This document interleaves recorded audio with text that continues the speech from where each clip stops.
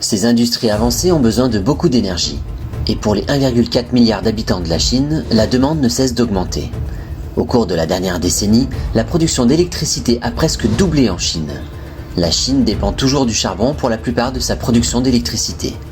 Une décennie avant, l'industrie était encore très fragmentée, avec un grand nombre de petites mines qui étaient très polluantes et présentaient des problèmes de sécurité. L'année dernière, la Chine a plus que doublé la construction de nouvelles centrales éoliennes et solaires, le plus grand engagement pris par un pays pour lutter contre le changement climatique. Afin d'améliorer la structure énergétique du pays, des mesures doivent être prises rapidement. Dans sa volonté de transition vers un avenir basé sur les énergies renouvelables, au cours des 10 dernières années, la Chine s'est dépêchée de réorganiser et de moderniser son industrie du charbon en fermant près de 70% de ses mines de charbon et en éliminant progressivement des capacités de production de charbon obsolètes de plus d'1 milliard de tonnes par an.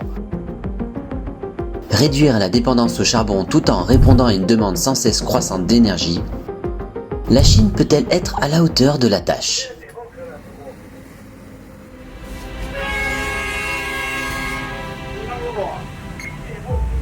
Le premier indice de la réponse est ici, à Heidaigou, dans la région autonome de Mongolie intérieure. C'est la plus grande mine de charbon à ciel ouvert de Chine.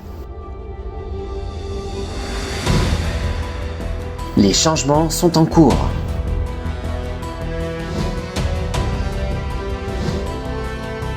C'est aussi grand que 7000 terrains de football.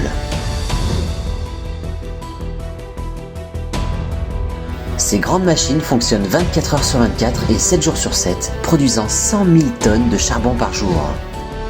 Cela permet de répondre à la demande annuelle en électricité de 500 000 foyers.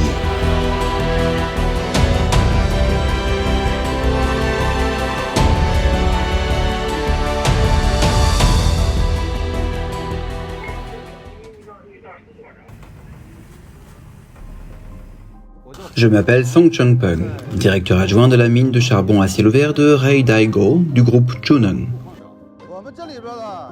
Le charbon produit ici est de très bonne qualité. Il contient peu de soufre et peu de phosphore et sa valeur calorifique est élevée. C'est l'un des meilleurs charbons de Chine.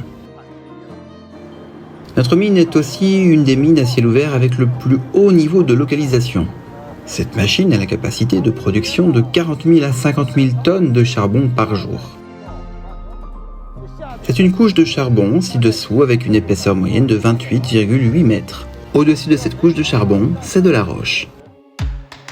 La couche de charbon souterraine peut être aussi profonde qu'un immeuble de 60 étages. Le moyen le plus rapide d'atteindre l'or noir est par l'explosion. Les ingénieurs utilisent actuellement une nouvelle génération de véhicules à dynamitage automatisé. D'abord, ils doivent percer des trous sur la couche du charbon. Ensuite, quelques 1300 tonnes de dynamite sont enfouies dans les trous dont l'explosion transforme la couche de roche de 130 mètres d'épaisseur en gravat. Tout ça n'était pas imaginable il y a 10 ans. La production était petite et les équipements très limités. Maintenant, les équipements sont avancés et le personnel est renouvelé.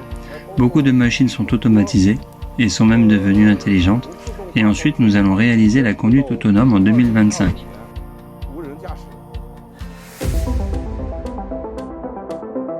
15 jours plus tard, tout est prêt.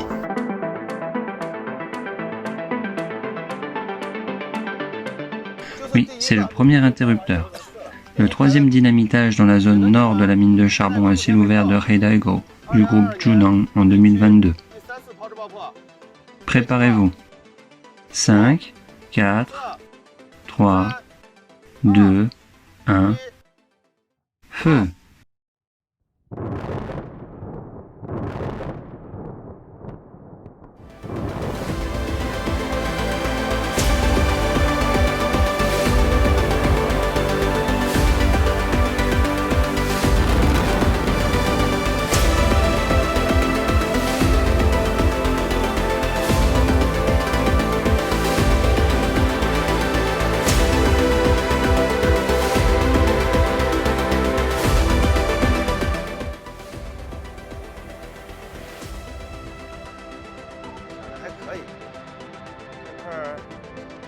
Ça a l'air d'avoir bien marché. J'avais très peur de ne pas obtenir les résultats escomptés et que ces roches ne puissent pas être enlevées de là. Mais vu la situation actuelle, c'est beaucoup mieux que prévu. Les efforts ne sont pas vains. Allons-y, c'est bon, travail terminé.